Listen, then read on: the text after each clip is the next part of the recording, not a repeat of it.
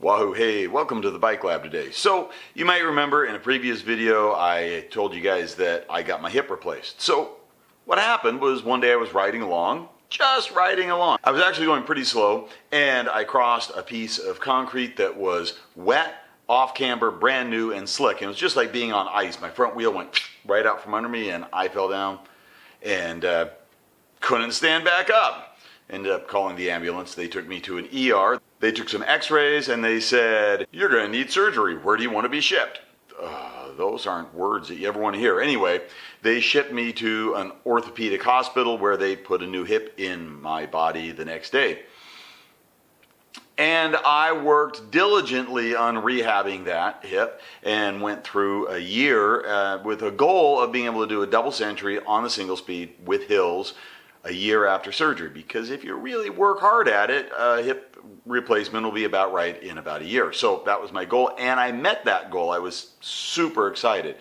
But the hip never really felt right, and over the next year or so, it started actually feeling worse. So I went back to the hip doctor to see what's going on, and they took some x-rays and some CT scans and some bone scans, and they found out that the stem of the hip has come loose. The muscles around the junction between the stem and the neck are inflamed, leading the doctor to think that I'm suffering from something called metallosis. And there's a couple reasons for metallosis. We're hoping that this is a mechanical reason. And so the solution is to go back in to do the surgery again, pull that neck and stem out, put a new neck and stem in, and clean out whatever metallosis or irritation that's in there and do the rehab over again. So I thought, here's an opportunity to walk my audience through a rehab process. Every athlete is going to get injured at some point.